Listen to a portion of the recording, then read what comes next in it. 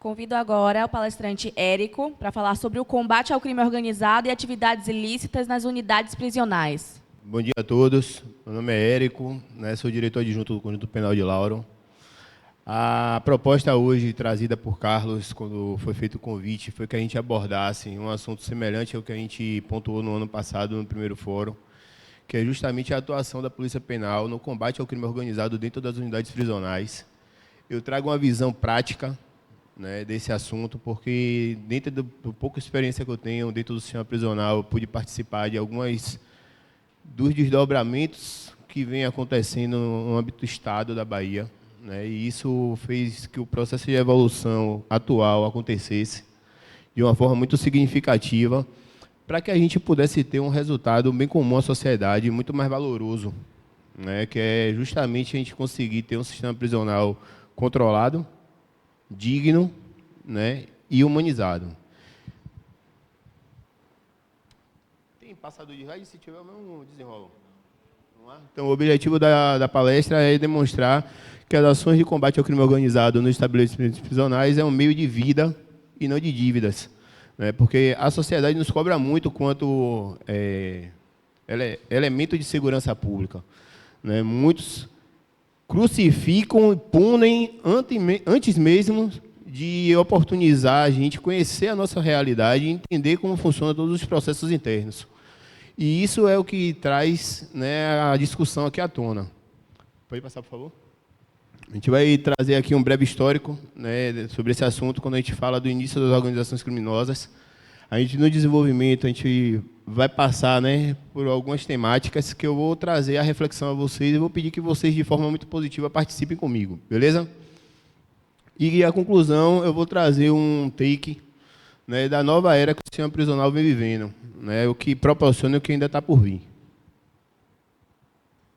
O histórico das organizações criminosas começa quando a gente tem o sistema prisional sendo visto como um grande depósito humano de pessoas. Isso é um desafio, principalmente para quem atua dentro do cárcere. Para a sociedade, de modo geral, você pensa em punir, vigiar e punir. Dentro do presídio, essas são as duas falas que a sociedade reverbera. Mas será que é só isso? Será que só isso resolve o problema? Vai muito além. E aí as organizações criminosas, vendo essa deficiência do contexto geral, elas começam a existir. Porque tudo começa com um bom propósito. As organizações criminosas, assim como muitas outras situações que vêm à tona com a defesa de direitos, ela viu a oportunidade, certo, de se fortalecer daquela massa desfavorecida. E aí, nos anos de 70, pode passar, por favor, a gente tem a criação da primeira organização criminosa lá em Ilha Grande, que foi o Comando Vermelho, e nos anos 90 a gente tem a criação do primeiro comando da capital, do PCC, que hoje é uma organização criminosa intercontinental, com atuação em todo o mundo, com as mais diversas ramificações de atuação, seja na esfera do tráfico de drogas, armas, como também na lavagem de dinheiro e outros. Sendo visto, inclusive, por alguns estudiosos como uma ramificação criminosa empresarial.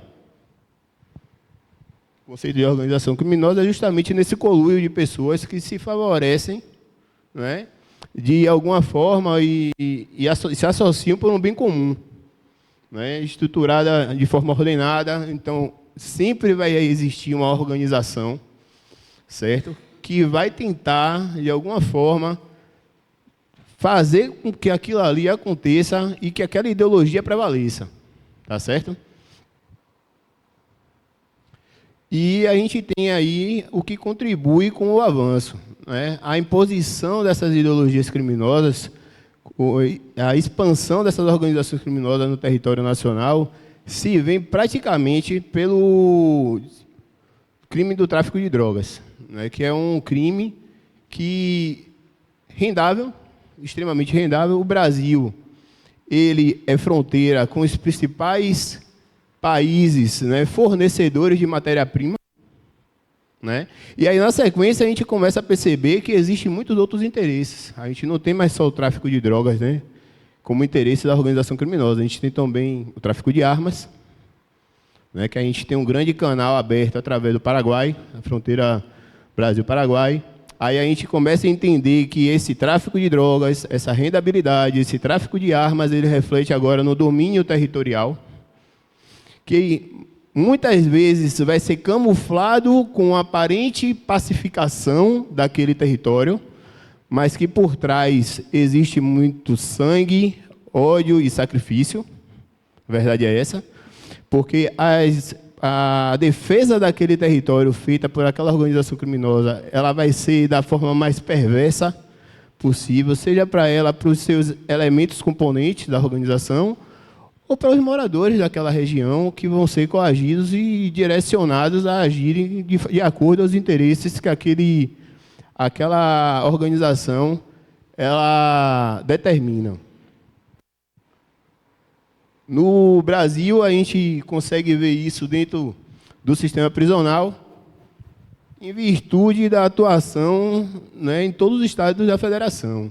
O sistema prisional, hoje, como tudo começou lá, né, Rio, São Paulo, a gente vê, e essa ideologia ela se difundiu, né? Então, a gente começa a entender que o processo, né, faccional ele começa a existir no Brasil, criado dos mais diversos modos. Anteriormente, ainda um pouco desorganizado, você via ainda muitas ramificações locais, regionais, estaduais, mas com o passar dos dias, né, os operadores de segurança que por aqui já devem ter passado, devem ter pontuado sobre isso, a padronização, a universalização e as novas alianças que estão surgindo vem trazendo uma identidade muito mais consolidada do crime organizado hoje. Então, nós, quanto sociedade, nós, quanto instituições de segurança pública, precisamos pensar cada vez mais em novas estratégias para esse combate. A Bahia, a gente tem hoje, né, o ranking, né, do segundo estado da federação com o maior número de organizações criminosas. Catalogados. Catalogados, eu digo, aqueles que vão surgindo. Raio A, Raio B, Comando da Paz, Comando Vermelho, BDM, Catiara, Caveira, e por aí vai. Então, a gente tem elencado hoje, com a atuação no território Bahia, em torno de 23 organizações criminosas, né? Entre elas, a gente começa a perceber que, por mais que exista uma regionalização, uma identidade cultural local, elas vão procurar se fortalecer para se consolidar naqueles determinados territórios com alianças muito mais fortes. E aí a gente começa a entender o processo, né, das grandes organizações que atuam no estado do Rio, São Paulo, né, como o PCC e o Comando Vermelho, que passam a ser o braço. Por que o braço? Porque vai ser o braço ideológico, vai ser o braço orientador, o braço da logística, com relação a não só fornecimento de droga, mas fornecimento de arma, de treinamento, de outras coisas. E aí você começa a ter o domínio territorial de uma forma muito mais, né, densa. A leitura do ambiente começa a ficar muito mais nebulosa, principalmente para a gente que está operando na segurança pública. Eu vou passar esse pequeno vídeo. Pode clicar, irmão, por favor. As prisões acabou criando a maior rede criminosa do país, que é o PCC. Nascido nas cadeias paulistas, o cartel começou como uma pequena associação de criminosos para traficar drogas. O grupo cresceu e virou uma facção criminosa, com estatuto interno, áreas de atuação muito bem definidas e sucesso financeiro de fazer inveja a muitas grandes empresas. Documentos apreendidos pela Polícia de São Paulo apontam um faturamento de pelo menos 400 milhões de reais por ano. Mas esta cifra pode chegar a 800 milhões de reais. Perceba, em essência, a prisão tem 4 níveis de isolamento. O primeiro nível, que é o portão da muralha, ele separa o criminoso da sociedade. O segundo portão é o do presídio. Ele define o início efetivo da pena. O terceiro portão é o do raio, que é uma espécie de corredor onde ficam as celas. Ele isola o criminoso de parte dos outros criminosos. E o quarto portão é o da cela, propriamente dita. Ela isola e controla o criminoso. No mundo inteiro, Se entende que o controle e acompanhamento do Estado sobre o preso tem que ir até o portão 4, que é a cela. Porque é assim que você capacita o criminoso. No Brasil não é assim. Aqui, como tudo mais, é para inglês ver. O Estado brasileiro controla só o primeiro e o segundo portões. Lá dentro, são os presos quem mandam e que decidem como se organizar.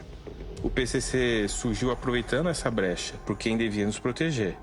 E isso não é culpa dos policiais penais, mas da lei de execução penal, definida no Congresso, e dos governadores, que são os responsáveis pelo sistema prisional.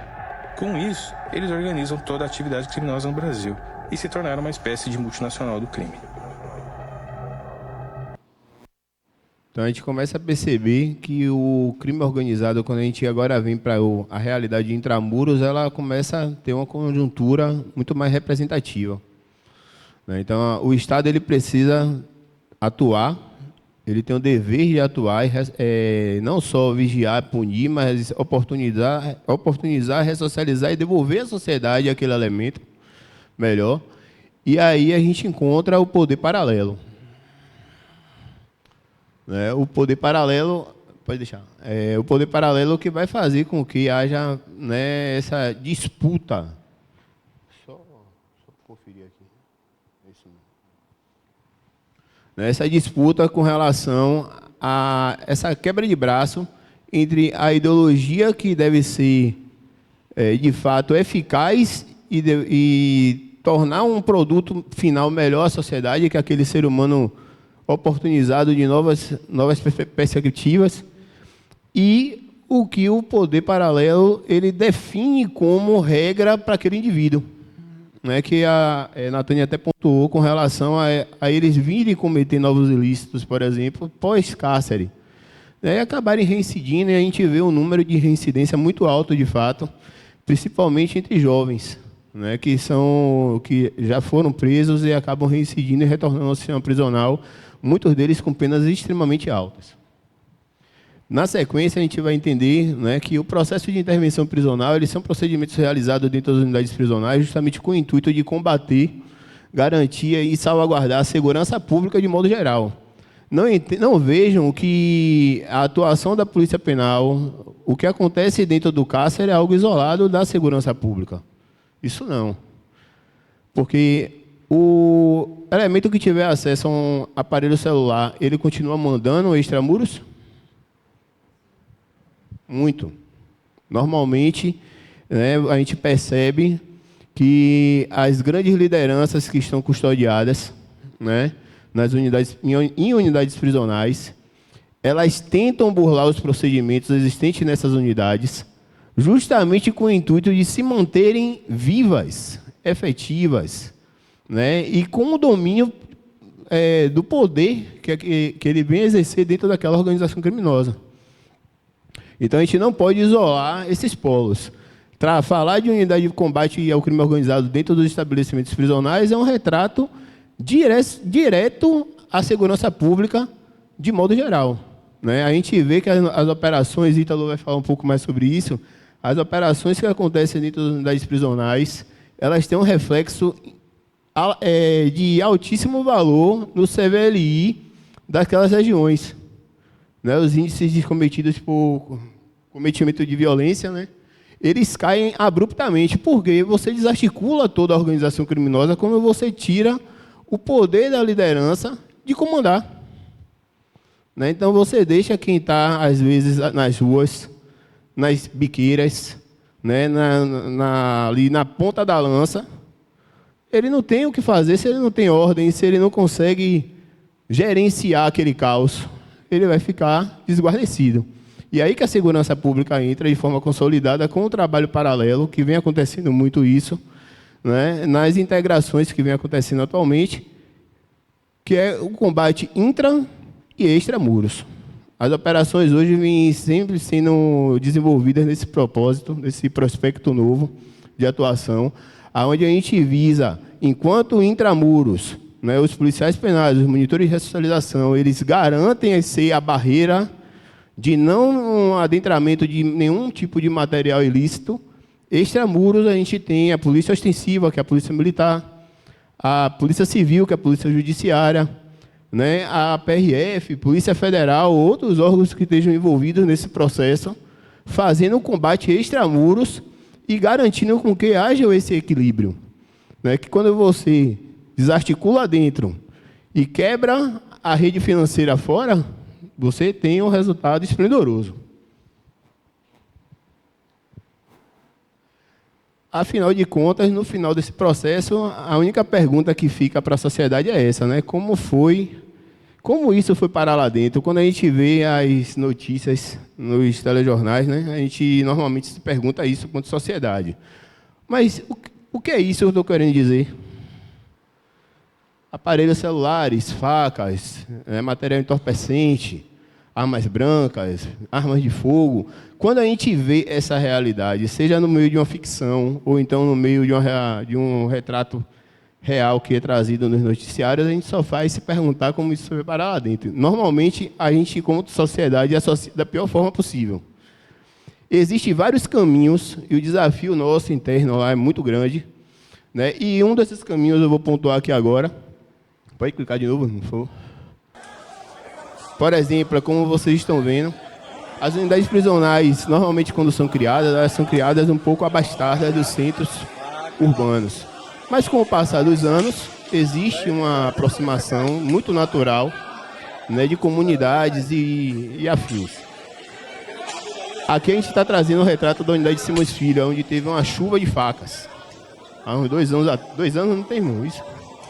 2022, né, a gente teve uma chuva de facas e lançamento de vários materiais ilícitos da unidade, que culminou com uma pequena intervenção prisional lá, que conteve um número expressivo de apreensões. Né? E aí o que acontece? Esse é um canal. A gente vai falar de... Por favor. Nessa disputa do Estado e o poder paralelo, a gente pode falar... Você passa, por favor, mais um? Da corrupção? Pode. Infelizmente, a corrupção é uma realidade, né, dos agentes públicos, às vezes não só dos agentes públicos, certo? Dos agentes que integram as forças, de modo geral. Aí a gente pode falar também dos prestadores de serviços que adentram aqueles ambientes. A gente pode falar de visitantes que estejam ali visitando também aquele ambiente. E a gente tem diversas...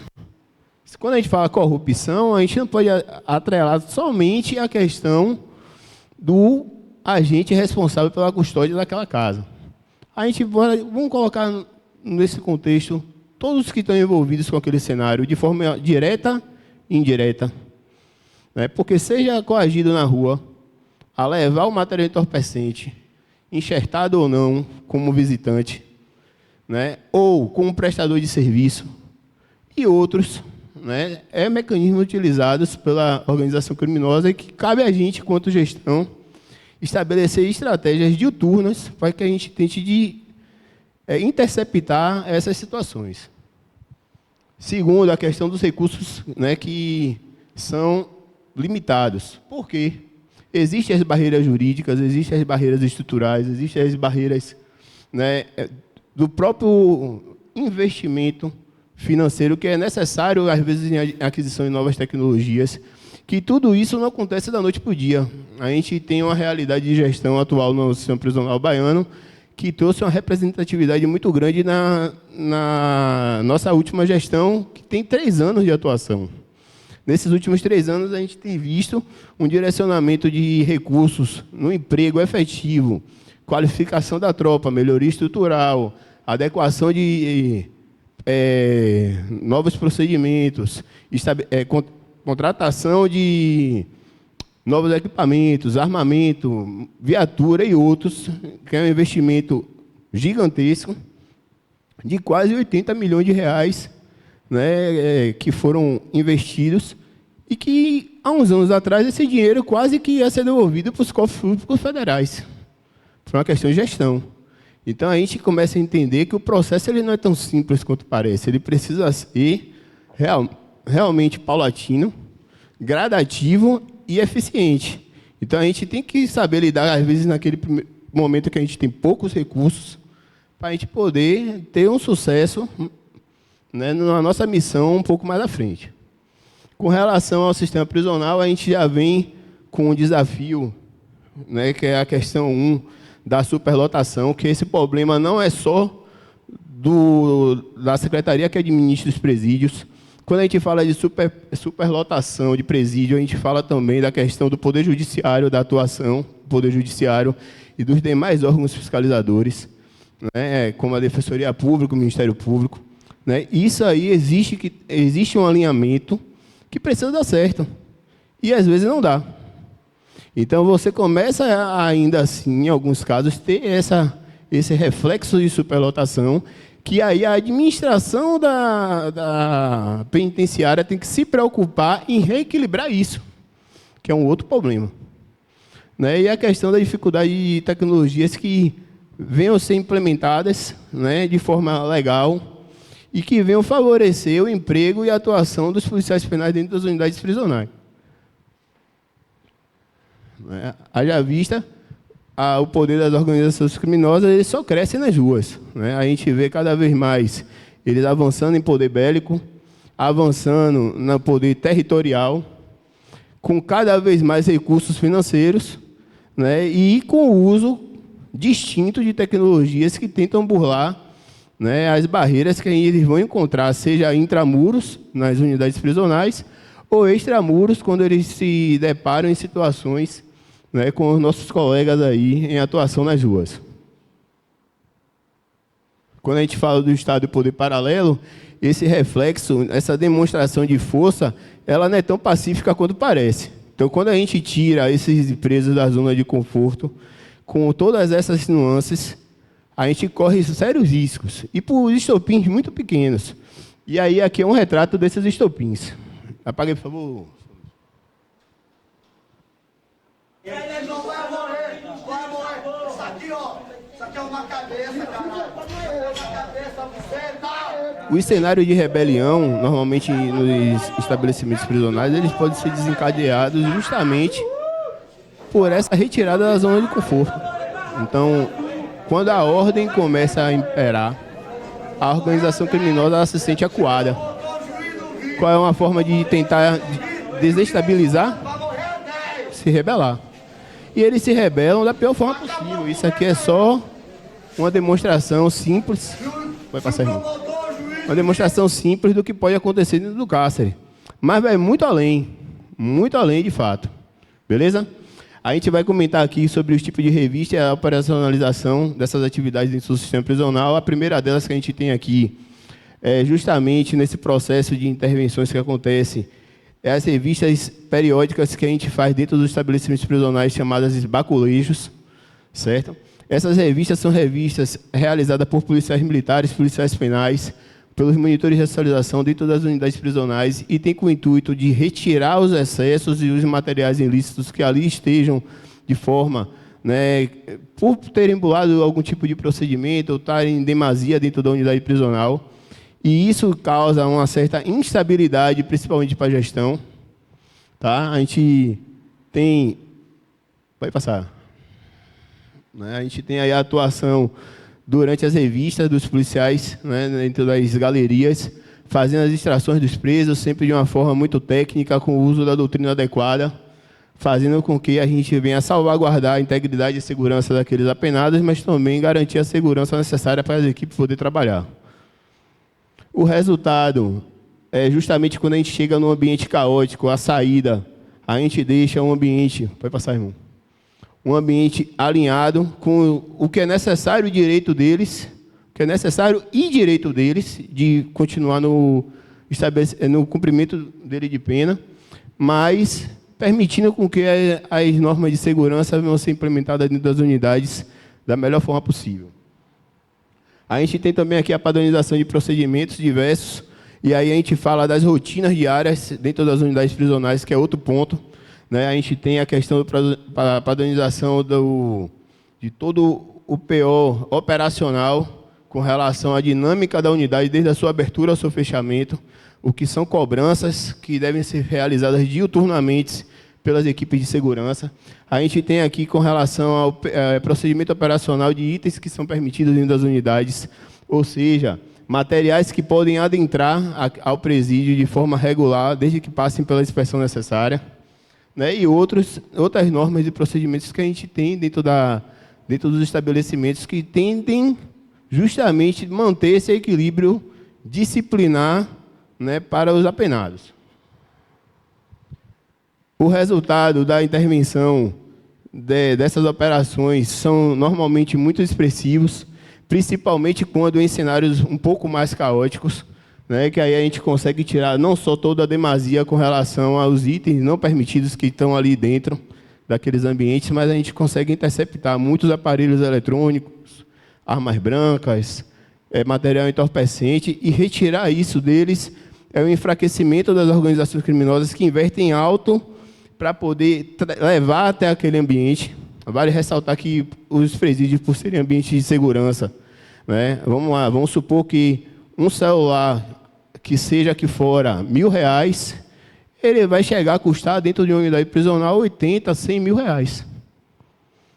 Simples. Vai variar o preço de acordo ao grau de segurança da unidade.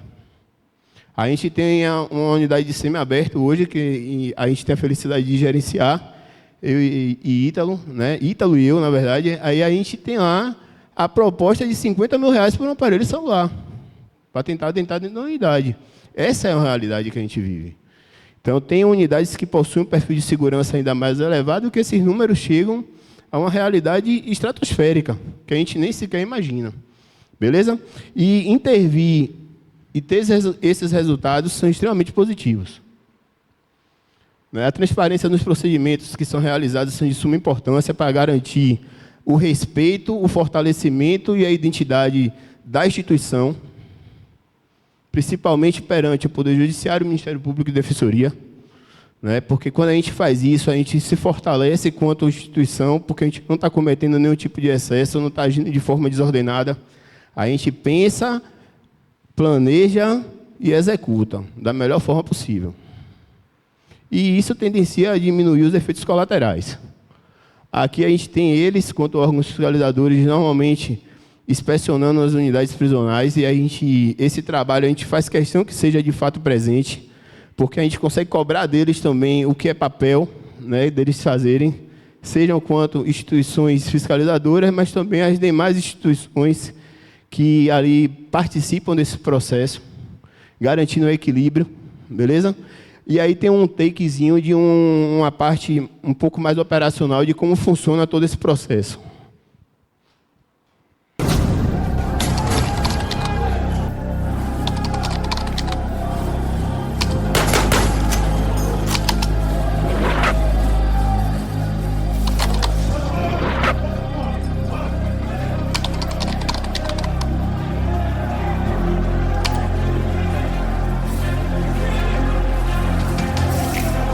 Essa operação ela aconteceu em 2023, na cidade de Itabuna.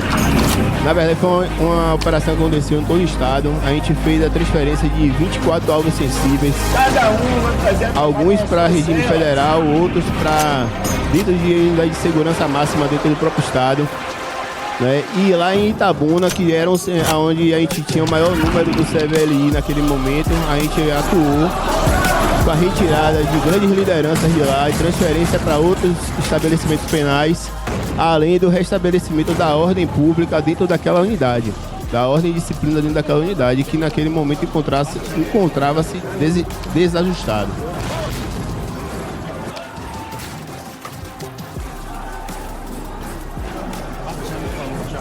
Você percebe que no adentramento das tropas de segurança há um enfrentamento de fato por parte dos internos que estão dentro do pátio.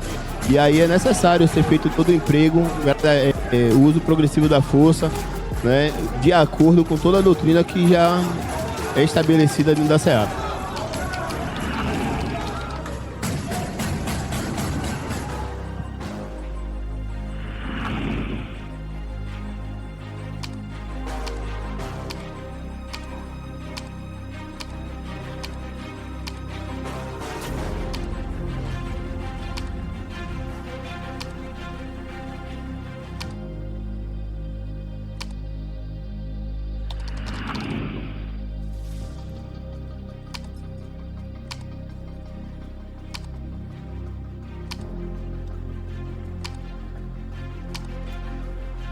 A capacitação dos profissionais que estão dentro do sistema prisional nesses momentos também é necessária para poder garantir o equilíbrio, né, das atividades que se sucederão depois que esse momento de doutrina passa. Na verdade, a permanência desses procedimentos e que eles não venham novamente se permitir, quanto servidores, colaboradores daquele local, errar novamente ou deixarem de fazer algo que é de sua obrigação.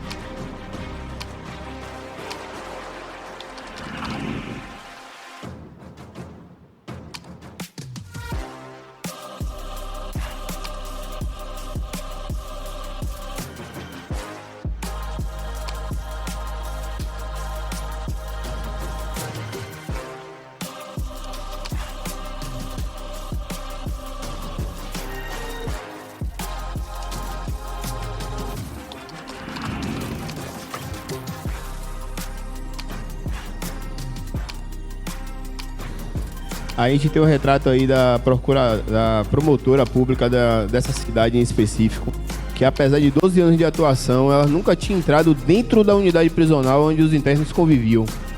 E aí quando a gente entrou com ela, para ela foi um temor muito grande, né, no primeiro momento. Então ela inclusive se sentiu bem desconfortável e que não era para ser. O papel dela quanto órgão fiscalizador está ali, ser presente ali, não garantir que aquelas remazelas acontecessem. Mas ainda o reflexo do pensamento de algumas pessoas com relação a que aquilo ali, de fato, é a realidade, é que nos traz um grande choque até hoje, né? Mesmo quanto ainda existe o papel de responsabilidade quanto órgão fiscalizador, alguns ainda se permitem errar. A gente fala de revista pessoal, pode passar, irmão. E aí a gente vê que a revista pessoal ela não se desprende somente em casos de suspeita. Você faz dela para garantir e salvaguardar os procedimentos que estão dentro daquela unidade. E aí a gente tem com as visitantes, por exemplo, o que era realizado antigamente, a revista vexatória. Aí eu pergunto a vocês, revista vexatória, necessidade ou punição, quando a gente fala de sistema prisional? Certo. E se fosse um parente seu? Muito, muito bonito falar quando você não passa. Por favor. Você aceitaria a sua mãe, sua irmã, se submeter a esse papel? Com tanta facilidade assim como vocês me responderam? É por isso que existe hoje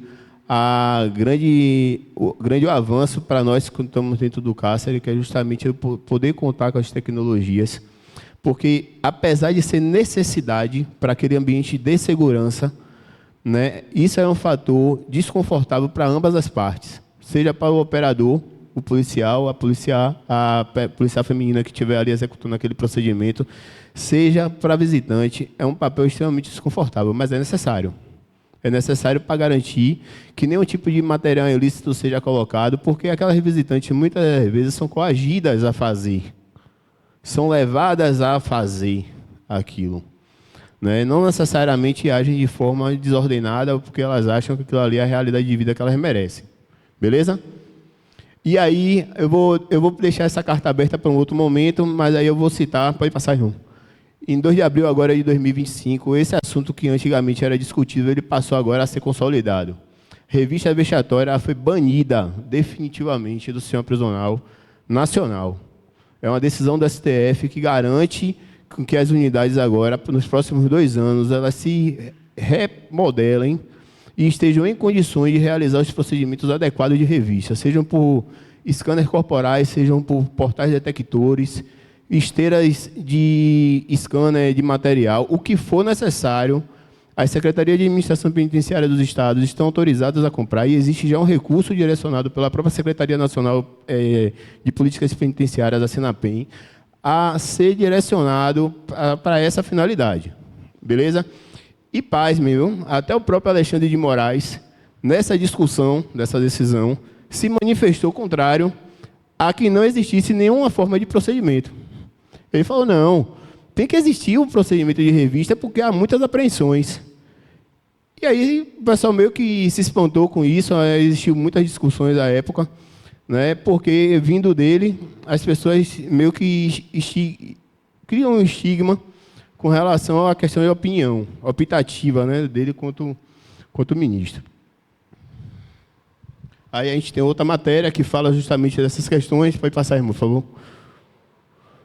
E aí, com os internos, funciona da mesma forma.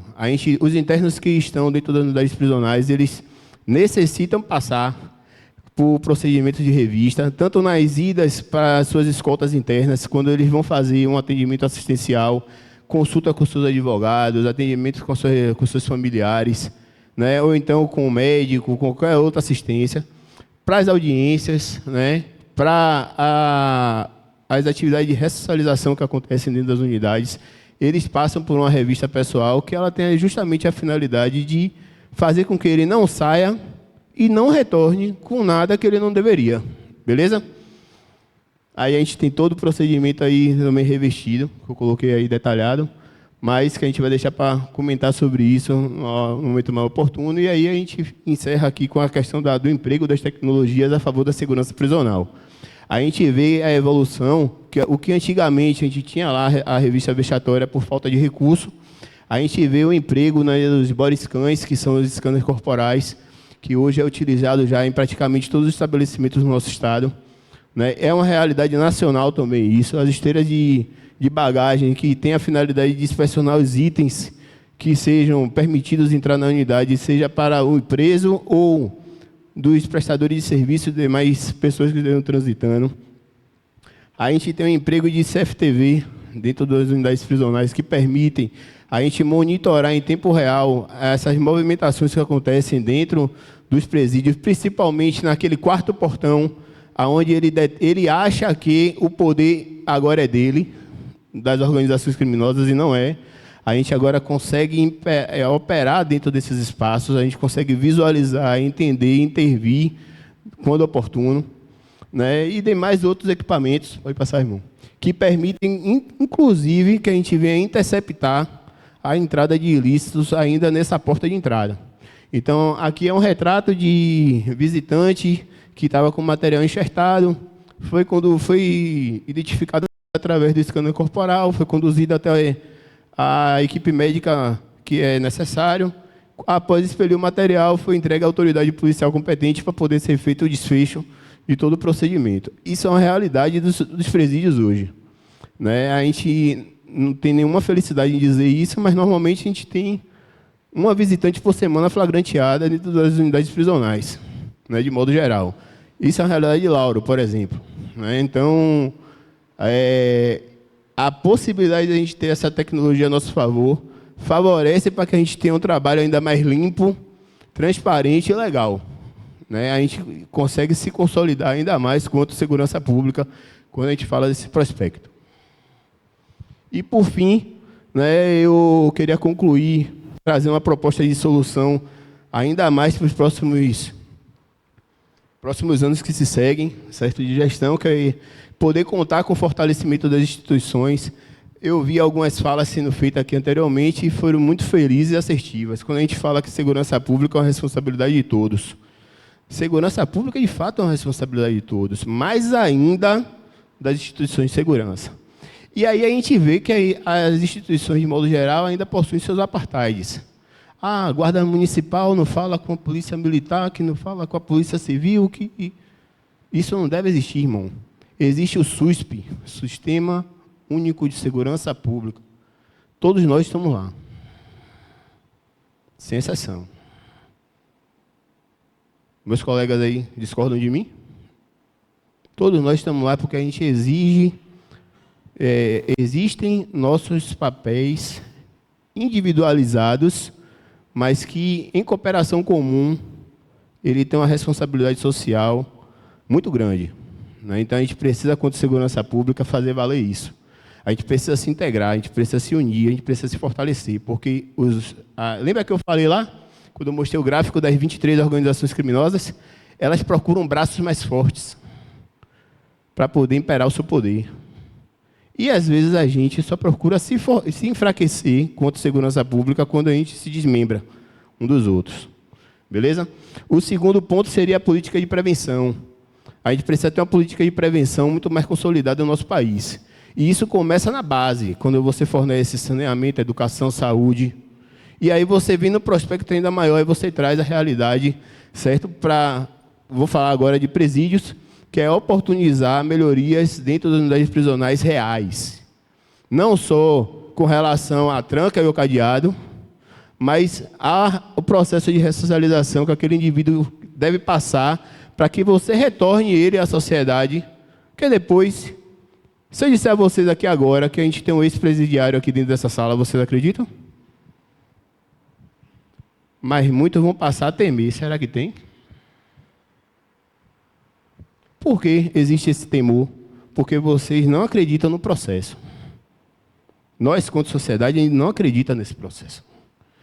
Por que a gente não acredita? Porque a gente quer ele bem longe da nossa realidade. Mas se a gente passar a conviver com ele, a gente teme ele. Porque a gente teme que ele volte a reincidir, que ele volte a ser uma ameaça, que ele volte a ser algo ruim no nosso meio.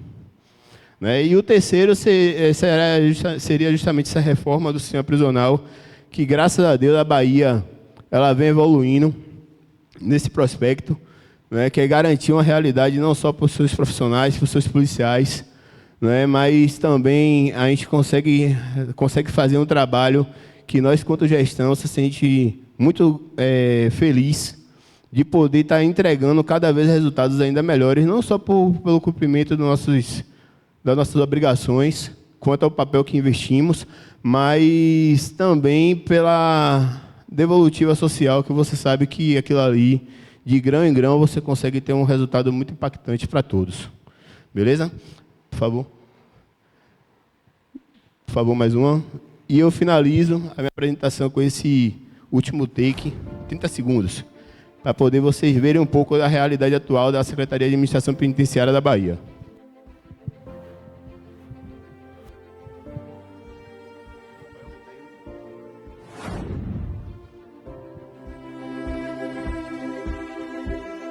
Isso são investimentos que estão sendo realizados tanto para o efetivo, quanto nas unidades prisionais. Foram adquiridos equipamentos de scanner corporal e de bagagem para todas as unidades prisionais plenas e de cogestão. Novas viaturas, armamento, fardamento, que o fardamento ele começou a ser implementado no ano passado para toda a categoria, certo? E isso fortalece a questão da identidade do policial, do operador de segurança, no desenvolver das suas atividades, a integração com as demais forças de segurança. A SEAP, apesar de ser uma secretaria autônoma, ela buscou, junto com a Secretaria de Segurança Pública do Estado, fazer um convênio de cooperação que traz com que exista nossos agentes lá nessas instituições e vice-versa, cooperando de forma mútua por resultado comum nas operações integradas.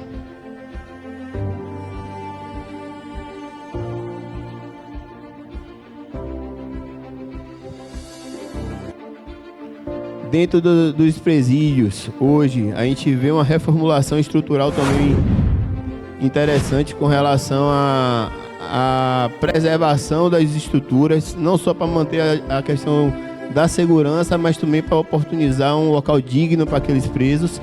E, por fim, aqui a gente vê o processo de ressocialização, que de fato já vem acontecendo e trazendo resultados, inclusive, para a sociedade. Agradeço a todos a apresentação de hoje. Peço desculpa por algum motivo ter sido muito célere aqui, mas já tinha extrapolado mais do que muito aqui o tempo. A ideia é trazer um pouquinho da nossa realidade, do nosso trabalho, para que vocês possam conhecer. Eu acho que vou fazer aqui a palavra atrevidamente, mas Ítalo deve reiterar esse convite. O Conjunto Penal de Lauro de Freitas está de portas abertas para receber vocês lá quando quiserem, para conhecer o trabalho de ressocialização, se permitir criar uma nova perspectiva com relação ao sistema prisional e ver, de fato, um trabalho que acontece de forma eficiente. Eu acho que Essa é a realidade do sistema como um todo, mas se a gente puder demonstrar de dentro de casa, acho que vocês se sentem muito mais seguros a acreditar que esse processo, de fato, tem um resultado valoroso. Beleza? Um abraço, pessoal.